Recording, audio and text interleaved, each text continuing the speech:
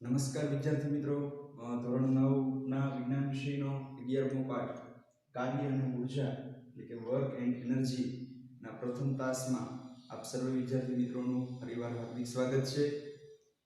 આની પહેલા શરૂઆતમાં ભૌતિક વિજ્ઞાનના આપણે બીજા 3 પ્રકરણોનો અભ્યાસ કર્યો: ગતિ, બળ તથા ગતિના નિયમો અને ગુરુત્વાકર્ષણ. અને ત્યારબાદ આગળ એક નવા જ પ્રકરણ કાર્ય અને ઉર્જા કે જે કુદરતની ઘણી બધી ઘટનાઓ સમજવામાં અને તેનું અર્થઘટન કરવામાં ઉપયોગી થાય એવો સરસ પાઠ છે એ આપણે આજે ભણવાનો છે. શબ્દ પરથી જ ખ્યાલ આવે કાર્ય અને ઉર્જા. આપણા રોજિંદા જીવનની ઘણી બધી ઘટનાઓ છે એની સાથે આ શબ્દો છે એ સંકળાયેલા છે. આપણે વિચાર કરીએ તો આપણી રોજિંદા જીવનની એવી ઘણી બધી ક્રિયાઓ જે આપણે સજીવ છે, દરેક સજીવ એ જીવન ટકાવી રાખવા માટે જે જરૂરી ક્રિયાઓ બધી કરે છે એને આપણે જૈવિક ક્રિયાઓ કહીએ છીએ. એની જૈવિક ક્રિયાઓ કરવા માટે આપણે કાર્ય કરવું પડે છે, બરાબર ને? ઉર્જા મેળવવા માટે આપણે કાર્ય કરવું પડે છે. એવું જ આ પ્રકરણની અંદર પાવર અને ઉર્જા એ બંને શબ્દો કાર્ય સાથે સંકળાયેલા છે કે આપણામાં જે એનર્જી છે એને લીધે જ આપણે કોઈ પણ કાર્ય કરી શકીએ, બરાબર? તો રોજિંદા જીવનમાં જે જૈવિક ક્રિયાઓ આપણે કરીએ છીએ, દરેક સજીવો એ પોતે જીવન ટકાવી રાખવા માટે જુદી જુદી જૈવિક ક્રિયાઓ કરે છે અને પોતે જીવન જીવતા હોય તો એ જૈવિક ક્રિયાઓની અંદર કાર્ય શબ્દ છે એ સંકળાયેલો છે. તો આ જૈવિક ક્રિયાઓ કઈ કઈ છે આપણે અગાઉ શીખી ગયા કે ઘણી બધી જૈવિક ક્રિયાઓ છે. એમાંની એક આપણે જોઈએ તો એ છે શ્વસન. તમે આગળના ધોરણમાં શીખશો કે આપણે જે ખોરાક મેળવીએ છીએ એમાંથી જે શક્તિ પ્રાપ્ત થાય છે, આ શક્તિ મેળવવા માટે જે ક્રિયા થાય એને કહેવાય શ્વસનની ક્રિયા, બરાબર? આ સિવાય એક છે પોષણ. આપણે જે ખોરાક મેળવીએ છીએ એની જે જુદી જુદી પદ્ધતિઓ છે એને પોષણની પ્રક્રિયા કહેવાય. એ જ રીતે અન્ય ઘણી બધી ક્રિયાઓ છે. એક ક્રિયા છે ઉત્સર્જન. તો આપણે જે ખોરાક પ્રાપ્ત કરીએ, દરેક સજીવ કંઈક ખોરાક પ્રાપ્ત કરે એમાંથી જરૂરી શક્તિ મેળવી લે અને બાકીનો જે બિનજરૂરી કચરો છે એ શરીરની બહાર ત્યજવાની જે ક્રિયા છે એને ઉત્સર્જન કહેવાય. એટલે કે નકામા દ્રવ્ય શરીરની બહાર ત્યજવાની ક્રિયા એટલે ઉત્સર્જન. તો આપણા રોજિંદા જીવનમાં આવી જુદી જુદી ઘણી બધી જૈવિક ક્રિયાઓ આપણે કરીએ છીએ અને એના માટે આપણે કંઈક કાર્ય કરીએ છીએ. મનુષ્યની વાત કરીએ તો મનુષ્ય ઘણા બધા કાર્યો કરે છે, જેમ કે રમવું, નાચવું, કૂદવું, ગાવું, બરાબર? અભ્યાસ કરવો, કોઈ કાર્ય કરીએ, કોઈ ખેતી કામ કરવું, કોઈ વણાટ કામ કરવું, કોઈ ઉદ્યોગની અંદર કામ કરવું, કોઈ અભ્યાસને લગતું કામ કરવું. તો આ દરેકે દરેક જગ્યાએ કાર્ય શબ્દ છે એ સંકળાયેલો છે. એ જ રીતે આ જે મનુષ્યની વાત કરી એ જ રીતે અન્ય સજીવ આપણે જોઈએ તો કે ભાઈ પશુઓ છે. આ પશુઓ પણ જુદી જુદી જૈવિક ક્રિયાઓ કરવા માટે, બરાબર, કાર્ય કરે છે. જેમ કે કોઈ પશુઓ છે એ કૂદે છે, ખોરાકની તલાશમાં, ખોરાકની શોધખોળ માટે એક સ્થાનેથી બીજા સ્થાને જાય. કોઈના ભયથી, કોઈ મોટા પ્રાણીના ભયથી પોતે ડરીને દોડે છે, કૂદે છે, બરાબર? આ દરેકે દરેક ક્રિયામાં પશુઓ પણ કાર્ય કરે છે. અમુક પશુઓ પાલતુ પશુઓ છે, જેમ કે બળદ, ઊંટ, ઘોડા, આ બધાય માલ વાહક તરીકે પણ એનો ઉપયોગ થાય. એટલે કે ભાર ઉચકવા, ગાડું ખેંચવા, આ રીતે પશુઓ છે એ કાર્ય કરે છે.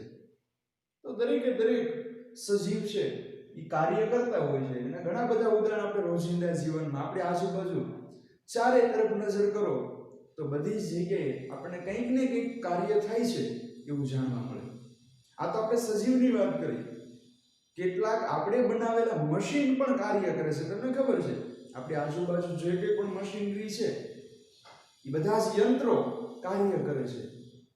તો આ યંત્રો કાર્ય કરે છે એને ઉર્જા ક્યાંથી મળે? જો આપણે ખોરાક ખાઈએ, ખોરાકમાંથી આપણને ઉર્જા મળે છે, એને લીધે આપણે કાર્ય કરીએ છીએ. પશુઓ પણ ખોરાક મેળવી અને ખોરાક ખાય અને એમાંથી શક્તિ પ્રાપ્ત કરીને કાર્ય કરે. એ મશીન આપણે આજુબાજુ જે યાંત્રિક સાધનો છે એ પણ કાર્ય કરે છે. તો એને ઊર્જા ક્યાંથી મળે? આવો પ્રશ્ન થાય તમને. તો જે યાંત્રિક મશીનો છે બધા, વિચારો એને ઊર્જા ક્યાંથી પ્રાપ્ત થાય? તો એક ઉદાહરણ આપણે જોઈએ તો કે ઘણા બધા યંત્રોની અંદર પેટ્રોલ કે ડીઝલ પુરવાથી તેઓ કાર્ય કરે છે. હવે તમને વિચાર આવશે કે કેટલાક યંત્રો છે કોલસાની મદદથી કાર્ય કરે, એટલે કે કોલસાથી પોતે ઉષ્મા મેળવે. જેમ કે પહેલાના સમયની જે ઇસ્ત્રી, અમુક જે વરાળ યંત્ર છે, વરાળ એન્જિન, એ વરાળ એન્જિનની અંદર પણ કોલસાનો ઉપયોગ થાય.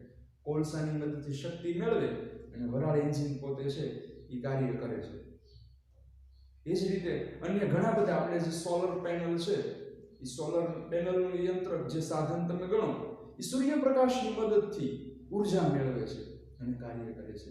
એવા ઘણા બધા તમે યંત્ર જુઓ, એ જુદા જુદા ઉર્જા પ્રાપ્ત કરીને, જુદી જુદી ઉર્જા પ્રાપ્ત કરીને દરેક કાર્ય કરે.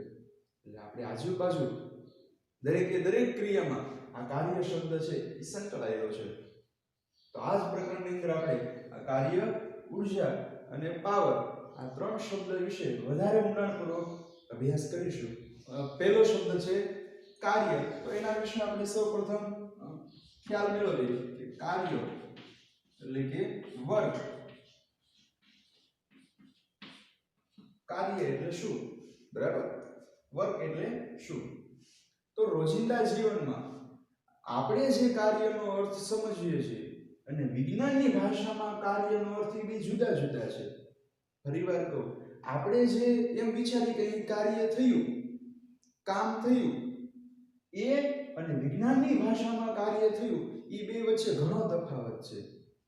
તમે ઘણા બધા એવા ઉદાહરણ આપી શકો કે ત્યાં કાર્ય થઈ રહ્યું છે. તમને પૂછવામાં આવે કે હાલો મિત્રો જણાવો કે કાર્ય ક્યાં ક્યાં થઈ રહ્યું છે, તો તરત તમે ઘણા બધા ઉદાહરણ આપી શકો. પણ આપણા મતે, સામાન્ય વ્યક્તિના મતે, રોજિંદા જીવનમાં એને કાર્ય થયું આપણે ગણીએ છીએ, પણ વિજ્ઞાનની ભાષામાં કાર્ય થયું છે એની સંકલ્પના શીખીએ કાર્યની, તો જ ખ્યાલ આવે કે અહીંયા વિજ્ઞાનની ભાષામાં કાર્ય થયું. તો આપણે ઘણા બધા એવા ઉદાહરણો છે એ જોઈએ અને એના ઉપરથી વિજ્ઞાનની ભાષામાં કાર્ય એટલે શું એના તરફ આપણે વધીએ. તો એવા કેટલાક ઉદાહરણો છે. એમાંનો પહેલો મુદ્દો આપણો છે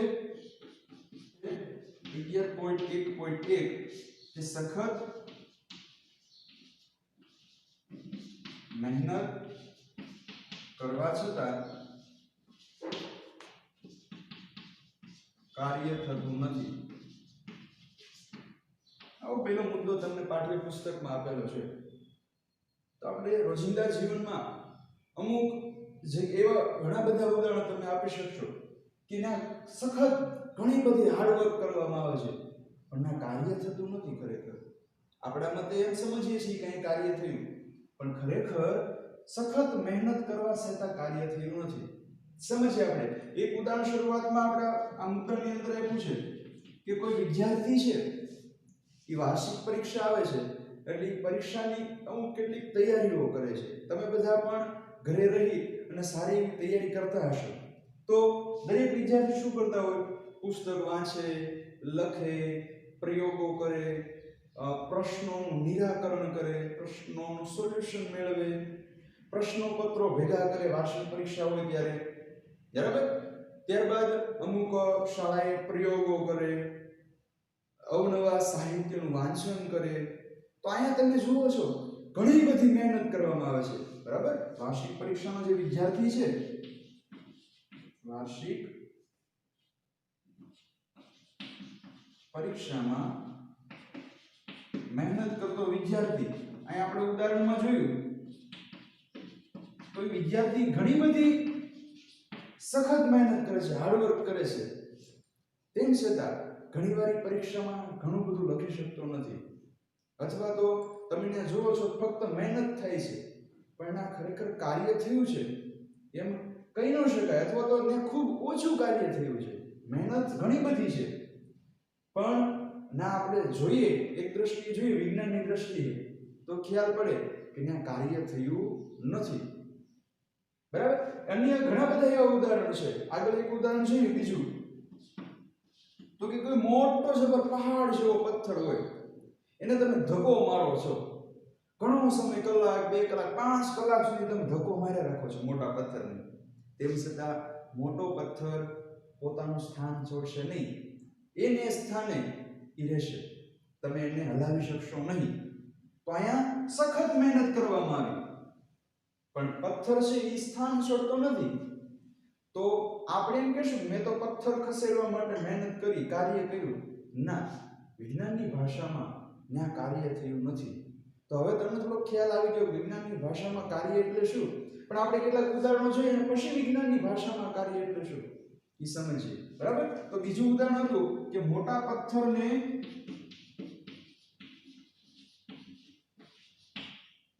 ખસેડવાનું કાર્ય.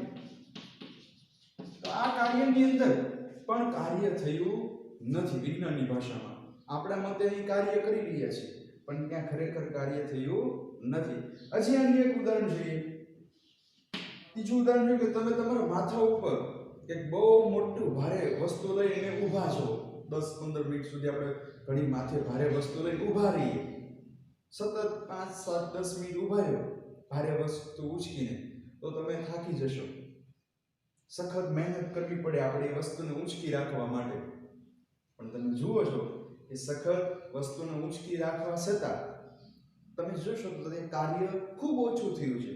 આમ કહી શકાય આપણા મતે કે ભાઈ મેં વસ્તુને ઊંચકી રાખવા માટે કાર્ય કર્યું, પણ વિજ્ઞાનની ભાષામાં વસ્તુને ઊંચકી રાખો 5-7-10 મિનિટ સુધી, તો ત્યાં કાર્ય થયું નથી. તો વિજ્ઞાનની ભાષામાં કાર્ય એટલે શું? હજી એક અન્ય પહેલા એક ઉદાહરણ જોઈએ. ઉદાહરણ નંબર 4 કે કોઈ ચિત્ર જોવા માટે કે કોઈ દ્રશ્ય જોવા માટે તમે દાદરાની સીડી ચડીને અગાશી પર જાઓ છો. ત્યાંથી ન દેખાય, ઘણા મિત્રો છે એ વૃક્ષની ડાળી ઉપર, વૃક્ષ ઉપર ચડી ત્યાંથી કોઈ દ્રશ્ય જોતા હોય. તો અહીંયા જે ઉપરના 3 ઉદાહરણ જોયા, વાર્ષિક પરીક્ષામાં મહેનત કરતો વિદ્યાર્થી, મોટા પથ્થરને ખસેડવાનું કાર્ય, અને ત્રીજું ઉદાહરણ જોયું કોઈ ભારે વસ્તુને ઊંચકીને ઊભા રહ્યો.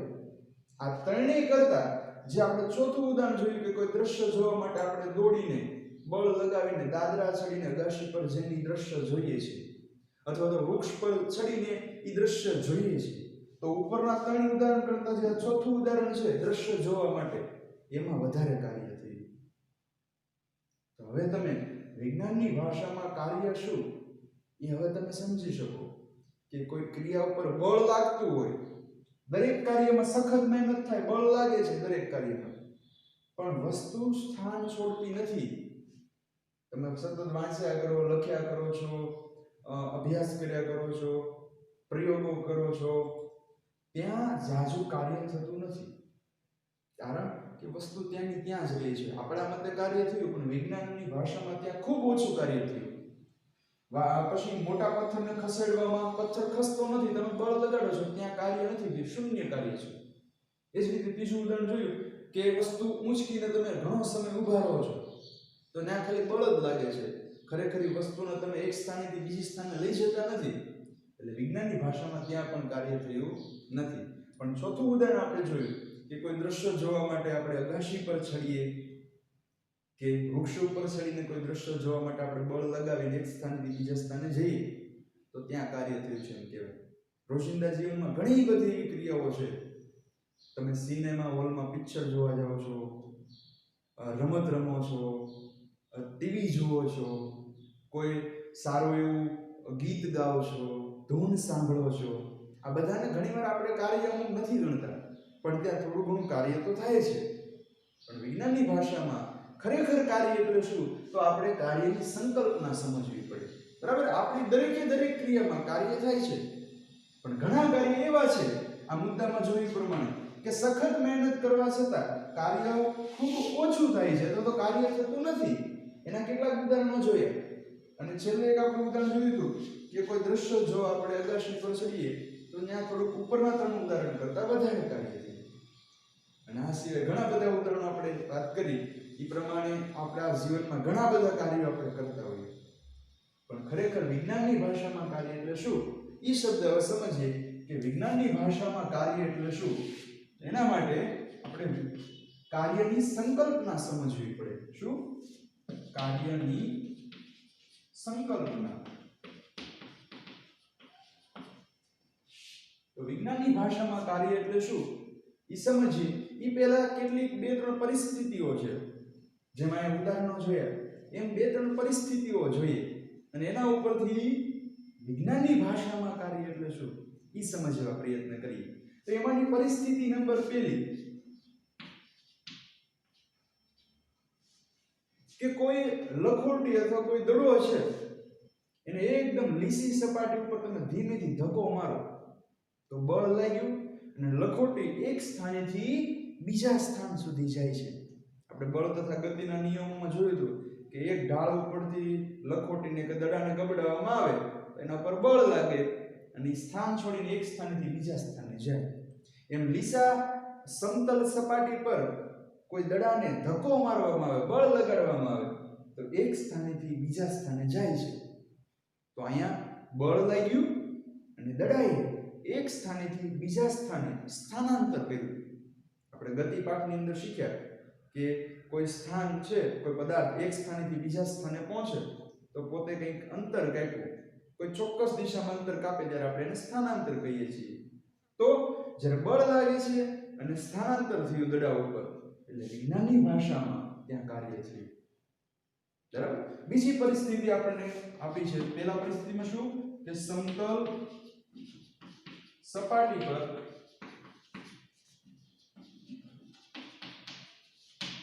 દડાનું ગતિ કરવું. દડો ગતિ કરે છે તો ત્યાં વિજ્ઞાનની ભાષામાં કાર્ય થયું. બીજું ઉદાહરણ, કોઈ એક છોકરી છે અથવા તો આપણા ગામમાં ફેરીઓ છે શાક બકલું વેચવા માટે પોતાની ટ્રોલીને ધક્કો મારે છે તો એ ટ્રોલી પર બળ લાગે અને ટ્રોલી એક સ્થાનેથી બીજા સ્થાને દળતી જાય છે. તો ત્યાં શું થયું? બળ લાગ્યું અને ટ્રોલી એક સ્થાનેથી બીજા સ્થાને સ્થાનાંતરિત થઈ એટલે કે પોતે સ્થાન છોડે છે, સ્થાન બદલે છે એટલે ત્યાં પણ કાર્ય થયું છે વિજ્ઞાનની ભાષામાં એમ કહેવાય. બરાબર. બીજું ઉદાહરણ શું જોયું કે ટ્રોલીનું એક સ્થાનેથી બીજા સ્થાને જવું અથવા તો ટ્રોલીને એક સ્થાનેથી બીજા સ્થાને લઈ જવી તો ત્યાં પણ કાર્ય થયું છે એમ કહેવાય. ત્રીજી પરિસ્થિતિ આપણે જોઈએ તો કોઈ આપણું પુસ્તક છે એ પુસ્તકને ટેબલ પરથી ઉચકીને આપણે ઉપર લઈ જઈએ છીએ અને છોડી દઈએ એટલે પાછું મૂળ પરત ફરે. તો આ બે ક્રિયામાં તમે પહેલા ઉચકો છો તો એના પર બળ લગાડ્યું અને નીચેથી પુસ્તક ઉપર આવે છે એટલે કે પુસ્તકે સ્થાન બદલ્યું અને તમે જેવું છોડી દો એટલે નીચે તમને ખબર છે પૃથ્વીનું ગુરુત્વાકર્ષણ બળ લાગે જે પુસ્તકને નીચે તરફ ખેંચે. બળ લાગ્યું અને પુસ્તક નીચે તરફ સ્થાનાંતરિત થયું તો ત્યાં પણ વિજ્ઞાનની ભાષામાં કાર્ય થયું છે એમ કહેવાય કે પુસ્તકનું ઊંચકવું અને છોડી દેવું તો આ બંને ક્રિયાની અંદર કાર્ય થયું છે એમ કહેવાય. તો હવે તમે કાર્યની સંકલ્પના વિજ્ઞાનની ભાષામાં કાર્ય થયું છે એમ ક્યારે કહેવાય એ હવે તમે સમજી ગયા કે કોઈ પદાર્થ પર બળ લાગે અને બળ લાગવાથી પદાર્થ સ્થાનાંતરિત થતો હોય એટલે કે પદાર્થનું સ્થાનાંતર થતું હોય તો ત્યારે કાર્ય થયું છે એમ કહેવાય. એટલે કાર્યની સંકલ્પના વિજ્ઞાનની ભાષામાં કાર્ય એટલે શું એવો પ્રશ્ન પૂછાય તો આપણે એવા લખી શકીએ આ કાર્યની સંકલ્પના જોઈએ તો કે કોઈ વસ્તુ પર કે કોઈ પદાર્થ પર બળ લાગતા તે સ્થાનાંતરિત થતો હોય અથવા તો તે પદાર્થ સ્થાનાંતર પામતો હોય અથવા તો સ્થાન છોડતો હોય ત્યારે બળ લાગતા તે સ્થાનાંતરિત થતો હોય ત્યારે કાર્ય થયું છે તેમ કહેવાય.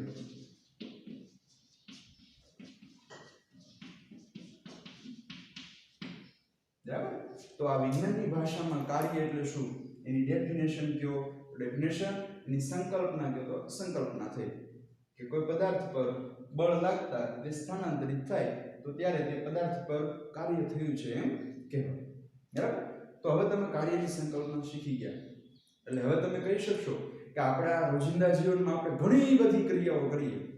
આપણામાંથી બધા કાર્ય કરીએ છીએ. બરાબર? દરેકે દરેક કાર્ય. પણ આપણે જે કાર્ય માનતા હતા એમાંથી ખરેખર વિજ્ઞાનની ભાષામાં કાર્ય થયું છે કોને કહેવાય? તો આ વ્યાખ્યાના આધારે હવે તમે આ 3 ઉદાહરણો જોયા અને આ ડેફિનેશન સંકલ્પના જોઈ કાર્યની, એને આધારે હવે તમે કહી શકો કે વિજ્ઞાનની ભાષામાં આ કાર્ય થઈ રહ્યું છે. બરાબર? તો હવે તમે એક બુકની અંદર યાદી બનાવજો કે આપણે રોજિંદા જીવનમાં જે કંઈ કાર્ય થતા જોઈએ છે એમાંથી વિજ્ઞાનની ભાષામાં કેટલા કાર્ય થાય. એવા 10 કાર્યોની છે. આપણે 3 ઉદાહરણ જોયા. એવા કોઈ પણ અન્ય 10 ઉદાહરણ છે તમે તમારી બુકમાં નોંધજો કે વિજ્ઞાનની ભાષામાં અહીં કાર્ય થઈ રહ્યું છે. બરાબર? તો કાર્યનો વધારે ખ્યાલ તમને આવે. હવે આગળ આ કાર્યને સમજવા માટે એક પ્રવૃત્તિ આપી છે. પ્રવૃત્તિ જોઈએ. એમાંની પહેલી પ્રવૃત્તિ છે પ્રવૃત્તિ 11.1. તો પહેલી પ્રવૃત્તિની અંદર તમને કીધું છે કે આપણે જેમ પહેલા જોયું રોજિંદા જીવનમાં ઘણા બધા કાર્યો થાય છે. એ કાર્યોની તમારે સૂચિ બનાવવાની, યાદી બનાવવાની અને એને આધારે તમારે અમુક પ્રશ્નોના જવાબ મેળવવાના છે કે કઈ રીતે કાર્ય થયું છે, કોના પર કાર્ય થયું છે અને કાર્ય થવાથી વસ્તુમાં કેવો ફેરફાર આવે છે અને કોણ કાર્ય કરી રહ્યું છે.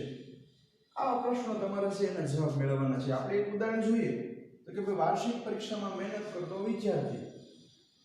તો અહીંયા કોણ કાર્ય કરી રહ્યું છે? કે ભાઈ વિદ્યાર્થી એ કાર્ય કરી રહ્યો છે.